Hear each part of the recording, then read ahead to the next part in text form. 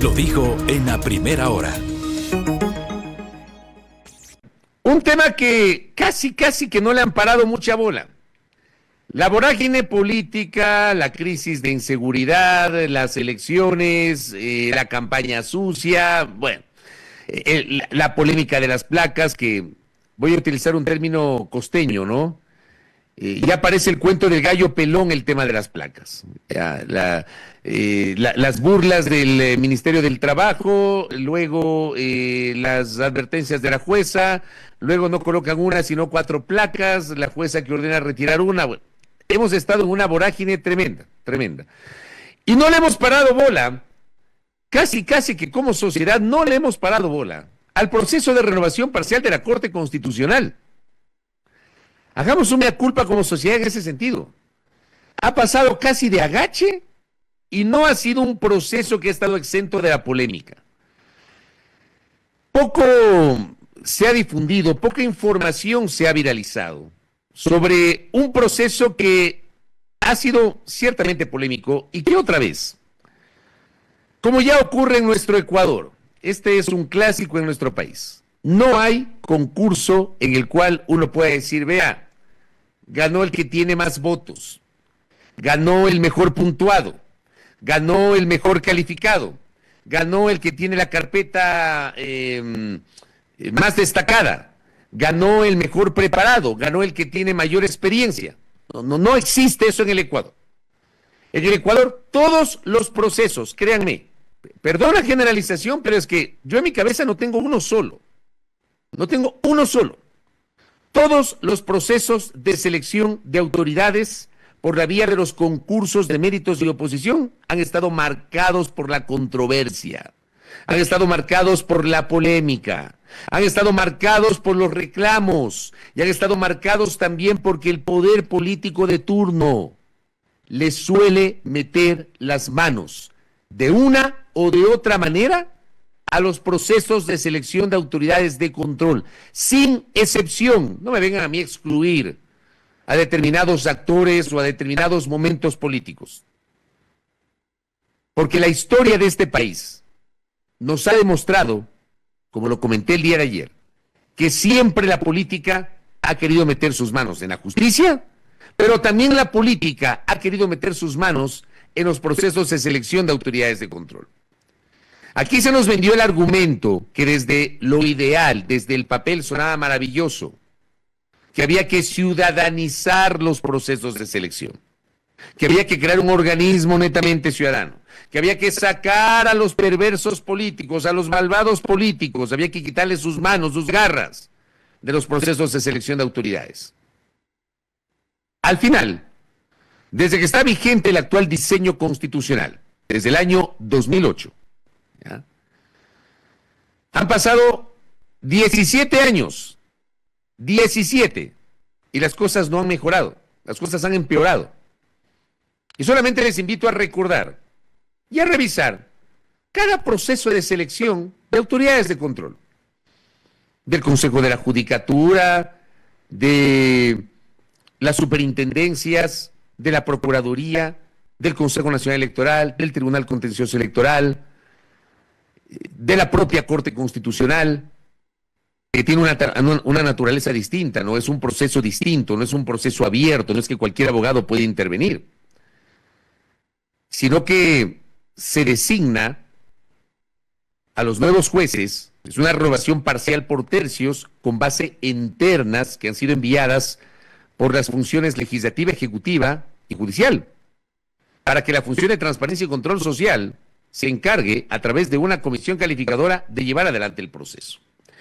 Y el tema es que el proceso que está por concluir también genera un montón de dudas sobre, primero, la transparencia, segundo, la imparcialidad y objetividad, porque allí sí se deben aplicar esos términos. Para los procesos de selección se deben aplicar términos como la imparcialidad y objetividad, no para el ejercicio de la profesión del periodismo, pero sí para procesos de selección, imparcialidad y objetividad. Serias dudas sobre eso. Y siempre queda el fantasma de que se pretende favorecer a alguien, para que ese alguien pueda lograr el objetivo de ser designado para un cargo. ¿Cómo está el proceso ahora mismo? Porque terminó ya la fase en la cual los postulantes presentaron las pruebas oral, escrita y también hubo la calificación de los méritos. Póngame el primer gráfico, por favor, que es un gráfico que diseñó el portal Primicias. Siempre cito la fuente del trabajo de mis colegas. Y cuando uno presenta el trabajo de los colegas, tiene que decir quién lo hizo. Es un diseño del portal Primicias. Calificaciones del concurso de renovación parcial de la Corte Constitucional 2025. Méritos: Claudia Salgado 29, José Terán 29, Jorge Benavides 30, Pamela Aguirre 30, Edwin Alcedo 26.5. Prueba escrita: Claudia Salgado 34,5, José Terán 33,75, Jorge Benavides 32,25, Pamela Aguirre 29,75, Edwin Alcedo 34. Prueba oral: Claudia Salgado 33, José Terán 33.5, Jorge Benavides 33.5, Pamela Aguirre 34.5, Edwin Alcedo 25.5. Esto da un total.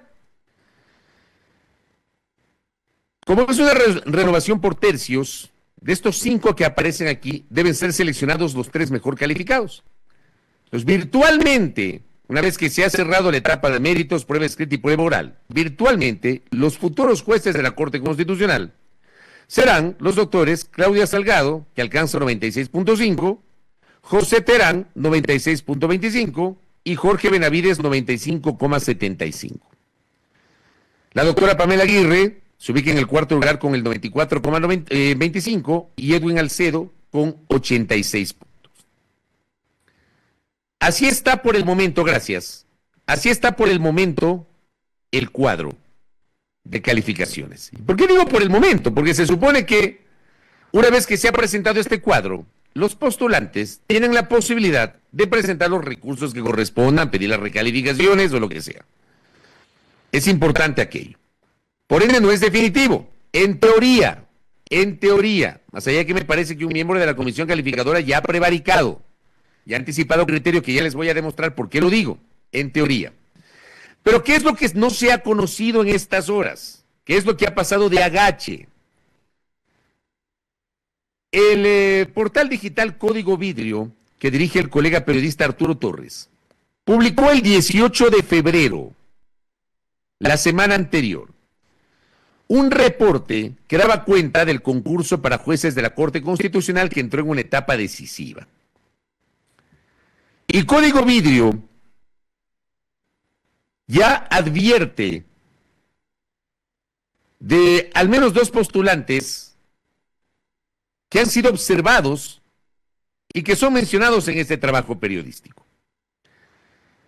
Dice la nota: en este proceso de renovación de la Corte Constitucional participa un postulante que fue removido en 2019 como juez de la Corte Nacional de Justicia, por no haber superado la evaluación integral que ese año se realizó por mandato del Consejo de Participación Ciudadana y Control Social Transitorio. Se trata de José Luis Terán Suárez, es el segundo mejor puntuado. ¿Quién llegó a la Corte Nacional de Justicia en 2015? Después de que fue el ganador del concurso organizado en 2014 por el Consejo de la Judicatura, presidido por Gustavo Yalca. Su nota rozó la perfección, 98.5 sobre 100. O sea, yo me imagino que sí debe haber gente que logra 100 sobre 100, 99 sobre 100, 98 sobre 100. Pero claro, ha habido gente que logró calificaciones espectaculares en procesos anteriores y que luego, bueno, ya sabemos lo que pasó. Ejemplo, Carlos Polit. En su primer proceso, Polit fue designado integrante de la terna por el Congreso y fue designado por Contralor en el año 2007 por el presidente Rafael Correa. Cuando se dio el primer proceso ya formal con el nuevo diseño constitucional de selección del nuevo Contralor, participó Polit, proceso que llevó adelante el Consejo de Participación Ciudadana. Polit sacó 100 sobre 100. Ejemplo. Ya saben qué pasó con Polit. Pamela Martínez. Pamela Martínez, que era la asesora, era parte del equipo asesor más cercano del entonces presidente Rafael Correa, se postuló como candidata a la Corte Constitucional y sacó 100 sobre 100. Terminó siendo la mejor puntuada. Bueno, ya saben lo que pasó con Pamela Martínez, pieza clave del caso Sobornos. Solamente digo que a mí estos puntajes, seguramente habrá gente que tiene esos puntajes, pero también hay que ver sus antecedentes y luego que lo que pasó después, ¿no? Bueno, con el doctor José Luis Terán Suárez, su nota, como dice el Código Vidrio, rozó la perfección, 98.5 sobre 100. Sin embargo, después de 5 años, en 2019, Terán Suárez no tuvo el mismo desempeño y no pudo superar la evaluación realizada por el Consejo de la Judicatura de la época, que ya fue el Consejo de la Judicatura integrado posterior al proceso transitorio. Recuerden ustedes que el Consejo de Participación Ciudadana y Control Social de Transición desbarató el Consejo de la Judicatura, nombró una judicatura transitoria y luego vino la judicatura definitiva. En ese proceso que llevó adelante el Consejo de la Judicatura de la época, en 2019, entiendo que ese fue el Consejo de la Judicatura de Transición, su calificación fue de 79,1 sobre 100, con lo que no consiguió alcanzar el puntaje mínimo fijado para este proceso, que era de 80 puntos. Doctor Javier Salgado me dice que el doctor Terán sí fue removido en la mañana e ilegítima evaluación hecha por el Consejo Transitorio. Habría que saber qué tiempo le inhabilita esa remoción. Si son 2 años, ese tiempo ya habría transcurrido. Seguramente. Ya lo vamos a revisar. El 15 de noviembre del 2019, el Pleno del Consejo de la Judicatura, por unanimidad, resolvió remover de su cargo de juez a Terán Suárez, junto a otros 8 jueces y 10 conjueces. Sin embargo, en el caso de Terán, el efecto de la evaluación no quedó solo en la remoción. Como resultado de este proceso, la Judicatura indicó que la declaración juramentada en enero del 2015 del entonces magistrado no había incluido toda su información patrimonial. La omisión de información en dicha declaración bien puede considerarse como falsedad ideológica, lo que conlleva que la Subdirección Nacional de Control Disciplinario inicie el sumario disciplinario en función del artículo 109, numeral 9 del Consejo de la Judicatura, señaló un informe de la Dirección Jurídica del Consejo. Por este motivo, el Pleno de la Judicatura dispuso el 12 de noviembre del 2019 que la Subdirección de Control Disciplinario abra un expediente administrativo en su contra, por supuestamente haber incurrido en infracción gravísima establecida en el artículo 109, numeral 9 del Código Orgánico de la Función Judicial. Después de tramitar ese expediente, dice la nota, el 27 de abril de 2021 el Pleno de la Judicatura responsabilizó a Terán Suárez de haber cometido la infracción gravísima de proporcionar información falsa o utilizar documentos falsos para la selección, concurso de oposición y méritos e inscripción de su nombramiento. Uno de los efectos de la destitución es que el sancionado no puede trabajar durante 2 años en el servicio público y además no puede regresar a trabajar de por vida a la función judicial. La Corte Constitucional, sin embargo, jurídicamente no es parte del Poder Judicial. Tras esta sanción, en agosto del 2021, el ahora candidato a la Corte Constitucional planteó una acción contenciosa para que se declare la nulidad de la destitución, se lo reintegra a la Corte Nacional de Justicia, se le paguen sus sueldos, salarios y beneficios que dejó de percibir. Su argumento fue que subsanó de manera reglamentaria ante la Contraloría la información que no contenían sus declaraciones juramentadas y que además la Judicatura no tenía competencia para sancionarlo en un asunto de este tipo. El 28 de junio del 2024, el Tribunal Distrital Contencioso Administrativo de Quito le dio parcialmente la razón al declarar nulidad de su destitución, pero rechazó su pretensión de volver al cargo y recibir los recursos que dejó de recibir. Su caso actualmente está en la Corte de Justicia, Corte Nacional de Justicia, donde está en trámite la admisibilidad de los recursos de casación planteados por Terán y el Consejo de la Judicatura. O sea, el caso no se ha cerrado. Terán no quedó satisfecho con la resolución jurisdiccional y solicitó que le sea restituido de forma obligatoria a su cargo dentro del término de 5 días posteriores a la ejecutoría de la sentencia o resolución. Recibí las remuneraciones que dejó de percibir, recibí los intereses durante el tiempo que duró el proceso judicial, dijo un escrito que presentó hace pocos días, el 14 de febrero, siendo ya candidato a integrar la Corte Constitucional. Ese día completó el periodo de casación. El jurista Juan Carlos Vilema, dice la nota de Código Vidrio, explicó que al encontrarse el proceso en casación, la destitución del 27 de abril del 2021 sigue vigente. Me dice acá el doctor Pedro Cornejo que ese proceso de evaluación del 2019 no provocó la destitución de dichos jueces, por lo tanto no acarrea su inhabilitación para ejercer cargo público. Tanto es así que existe un pronunciamiento de la Corte Constitucional que declara que el mismo no fue adecuado y mandó indemnizar a dichos jueces removidos. Interesante lo que dice el doctor. Yo entiendo que la inhabilitación tiene que ver con este otro elemento que acabo de citar, que es justamente esta sanción por infracción gravísima por parte del Consejo de la Judicatura, tema que no se ha cerrado. ¿Por qué pongo este contexto para conocimiento de ustedes? Porque resulta que ayer el Observatorio de Derechos y Justicia hace una revisión de la situación del doctor José Luis Terán Suárez. Y claro, la primera pregunta que se hacía es, ¿tiene o no impedimento para ocupar un cargo público? Resulta que el Observatorio de Derechos y Justicia revisa el expediente del doctor Terán. Y en el expediente del doctor Terán, póngame el siguiente gráfico, por favor. En el expediente que entrega para conocimiento de la Comisión Calificadora, aparece que no tiene impedimento cuando lo designa la Asamblea Nacional como integrante de la terna, porque el doctor Terán era parte de la terna que presentó la Asamblea Nacional para la Corte Constitucional. Y él presenta los documentos.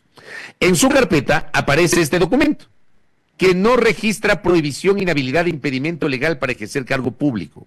El doctor Terán. Gracias.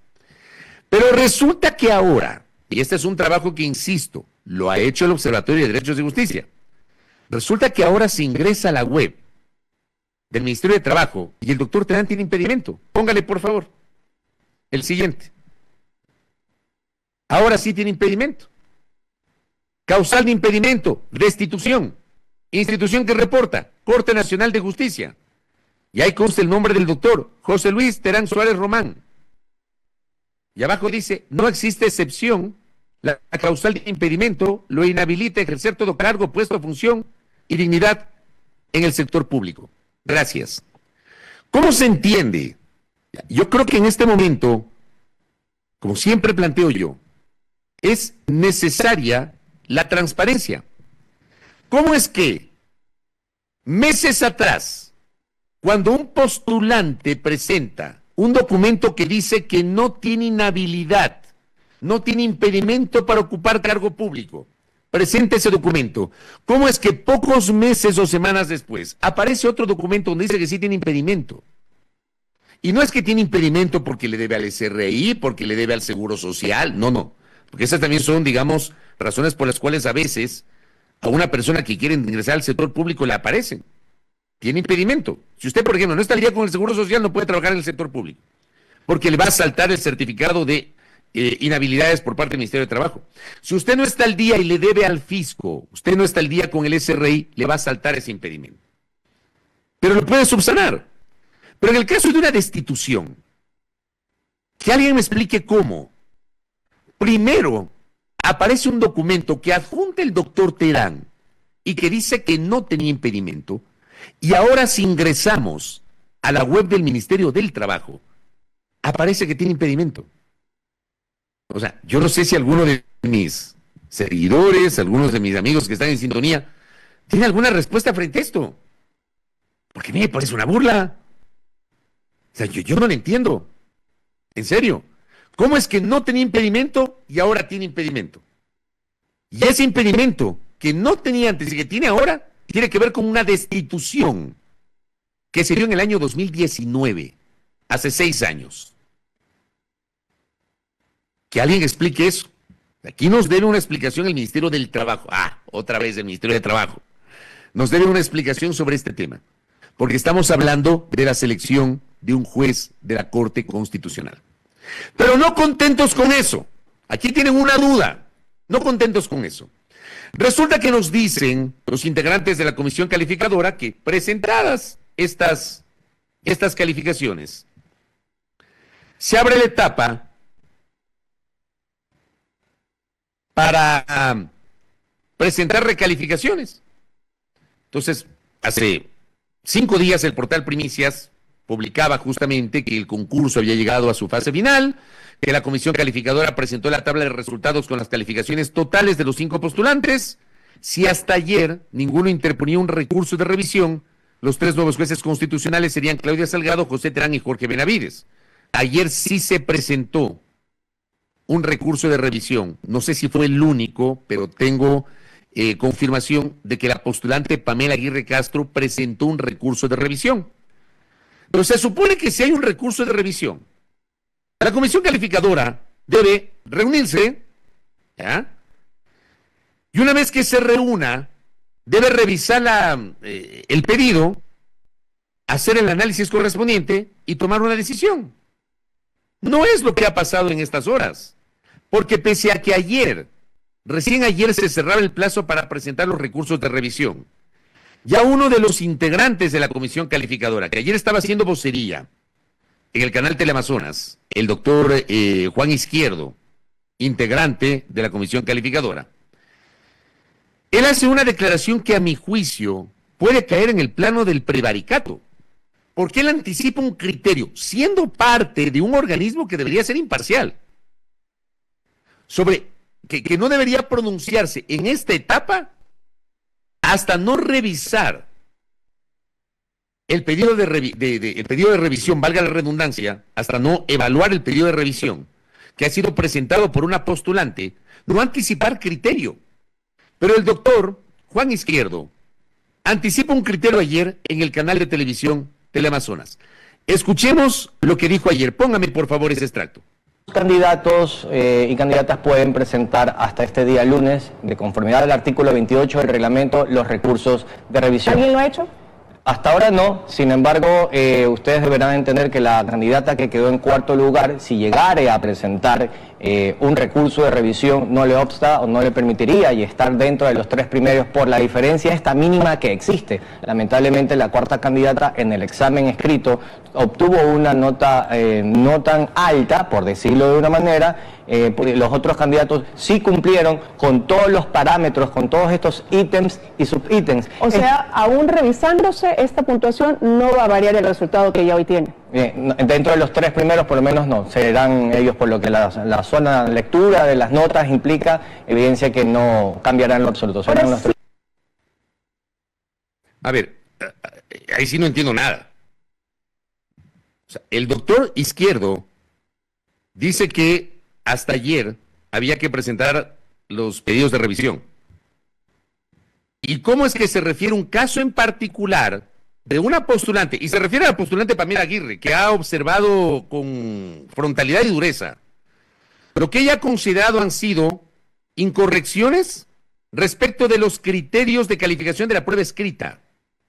Y hay que revisar, obviamente, el documento que ella presentó a la comisión calificadora. Hay que leer ese documento para entender cuáles son sus objeciones. Ella se ha sentido en desventaja. Ella ha sentido que sus derechos han sido vulnerados. ¿Ya? Ella ha sentido que no se la ha tratado de manera igualitaria respecto de otros candidatos.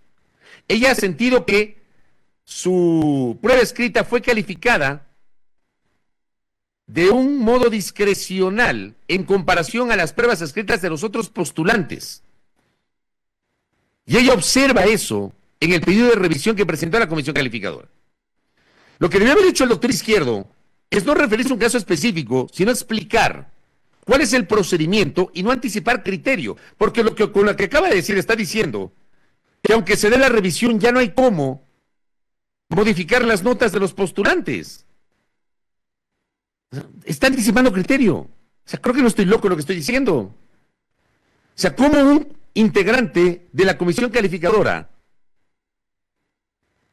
acude a un medio de comunicación el último día que quedaba para presentar recursos de revisión sobre las calificaciones y anticipa que, bueno, pueden presentar, pero no va a variar esto? Yo no lo entiendo. En serio, no lo entiendo. Y no hay que olvidar de otra cosa en este proceso, como me dice Francisco Herrera Arauz. Fue descalificada la doctora Angélica Porras. Angélica Porras tenía una carpeta que seguramente, al igual que la carpeta de Pamela Aguirre, hubiese tenido el puntaje más alto en méritos. No sé cómo le hubiese ido a Angélica Porras en la prueba oral y en la prueba escrita. Pero la prueba de méritos, en la parte de méritos, estoy seguro que hubiese tenido una de las carpetas mejor calificadas. Ella fue inhabilitada de participar en este proceso. De una manera muy cuestionable. Que digo, les puede caer muy mal la doctora Porras a algunos.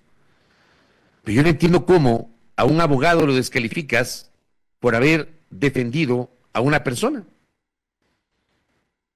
Entiendo que en el caso de la doctora Angélica Porras, la principal objeción fue que ella le defendió a Freddy Carrión, ex defensor del pueblo, y ella tenía una posición crítica respecto de la señora fiscal general del Estado. Posición en algunos pasajes con la cual no necesariamente comparto. Pero es su derecho como abogada. ¿Dónde está su derecho de libre expresión y su derecho de libre ejercicio profesional? Y la descalificaron a la doctora Porras de este proceso, desde mi punto de vista, de una manera discriminatoria. Y ahora tenemos el caso de un integrante de la comisión calificadora que resulta que anticipa criterio y que prevarica sin siquiera revisar los argumentos de la postulante que está reclamando que deben revisar las notas de la prueba escrita. Porque termina siendo increíble que para la prueba escrita se aplique un criterio de subjetividad. Entiendo que hubo casos de respuestas, de preguntas con respuestas múltiples. Y hubo una calificación inicial al postulante Jorge Benavides, que pidió recalificación y ahí sí le recalificaron. No pasó lo mismo con la postulante Pamela Aguirre, por mencionar ejemplos. Y conozco el caso de Pamela Aguirre porque he revisado, tuve la posibilidad de revisar justamente el documento que presentó en las últimas horas a la comisión calificadora. Y tenemos aquí un integrante que anticipa criterio. Ya dice lo que va a pasar. ¿Qué va a pasar? Nada. Que los tres que están ahí se quedan. Eso es básicamente lo que ha dicho el doctor Juan Izquierdo. Cosas para cuestionar. Y para cerrar el comentario sobre este tema, ¿por qué es importante la Corte Constitucional? Proceso de renovación parcial que ha pasado de agache. Ojo que en este proceso, esta es la segunda renovación parcial de la Corte Constitucional, después de la primera, que se efectuó hace 3 años, en el año 2022. En ese primer proceso de renovación parcial, salieron los doctores Agustín Grijalva, Ramiro Ávila Santamaría y Hernán Salgado Pesantes. E ingresaron los doctores Alejandra Cárdenas Reyes, Joel Escudero Solís y Richard Ortiz Ortiz. Ahora tiene que haber un sorteo para de los otros 6 que quedan, establecer cuáles son los 3 que van a salir. Entre Ali Lozada, Carmen Corral, Carla Andrade Quevedo, Enrique Herrería Bonet, Teresa Núquez y Daniela Salazar. Entre ellos tiene que darse el sorteo para seleccionar a los 3 que tienen que salir y que serán reemplazados por los otros 3. Pero yo les decía que el poder político siempre mete sus manos, ¿no? Y hay que hacer una mirada retrospectiva a propósito del primer proceso de renovación del año 2022, cuando en diciembre pasado aparece una carta de Guillermo Lasso en su cuenta de X, respondiendo a unas declaraciones formuladas por el doctor Osvaldo Hurtado Larrea. Crítico con el paso de Lasso en el poder. Ojo que Hurtado era cercano a Lasso, ¿ya? Y es un secreto a voces que hubo ministros de Estado que llegaron al gobierno de Lasso por sugerencia de Osvaldo Hurtado. Bueno, dicen que peleados los compadres se dicen las verdades. Entonces hubo una crítica pública de Hurtado a Lasso y Lasso le contesta en una carta de 2 páginas. Pero veamos la segunda página en la parte pertinente. Por favor, póngame la carta de Lasso. Esta es la carta de Lasso. Si podemos hacer un poquito más grande la última parte, que es la parte pertinente que quiero que observen. En el último párrafo dice: finalmente no podemos obviar el tema de la corrupción. Recordemos que durante su mandato y por obtener algo de paz legislativa, se refiere justamente al mandato de Osvaldo Hurtado, entre 1981 y 1984. Se entregaron las aduanas al grupo del señor Gary Esparza. Gary Esparza incluso llegó a ser presidente del Congreso Nacional, diputado de la provincia de Los Ríos. Un personaje que, guardando las proporciones históricas, podría ser calificado como el Jorge Glass de su época. Por mi parte, dijo Lasso, tomé la difícil pero necesaria decisión de disolver la Asamblea Nacional para proteger los intereses de los ecuatorianos, evitando que ciertos asambleístas me condicionaran a dividir y entregarles un pedacito del Estado a su conveniencia para votar a mi favor en un juicio político falso y que fue admitido por una mayoría de la Corte Constitucional, compuesta por jueces recomendados por un miembro de la democracia popular, secretaria suya y ministra de gobierno erróneamente nombrada por mí. Gracias. Aquí tienen que asumir responsabilidades. Admisión de Lasso respecto al proceso de renovación parcial de la Corte Constitucional del año 2022, y en el cual él tuvo una incidencia directa porque propuso una terna. Resulta que los candidatos que él propuso han sido de la democracia popular, pues, propuestos por Alexandra Vela, porque se refiere a Alexandra Vela. Para que vean cómo el poder político pasó con Correa, pasó con Moreno, pasó con Lasso, pasa hoy, pasará mañana. Y pasó antes de Correa. Porque hay que revisar nomás la historia. Pasó antes de Correa. El poder político siempre está metido en los procesos de selección y de renovación de autoridades de control. Y cuando se trata de altas cortes, con más razón todavía. Acá me dice, y con esto cierro, gracias a Sujei, le envío un abrazo. Acá me da algunos insumos, ¿no? Me dice, ya, correcto. El tema de las calificaciones de la prueba escrita ya pasó y ahora solo las revisiones para la prueba oral. Gracias. Este es interesante. Dice, ojo al candidato de Aceldo, también recibió un llamado de atención de la de la Comisión Calificadora por su actuación en un caso. Gracias justamente por este detalle, colega. Veamos qué pasa el día de hoy con este tema. Como digo, yo cuestiono muchas veces la forma como con las declaraciones se develan algunos, ¿no? Primera plana. Todas las noticias, todas las voces.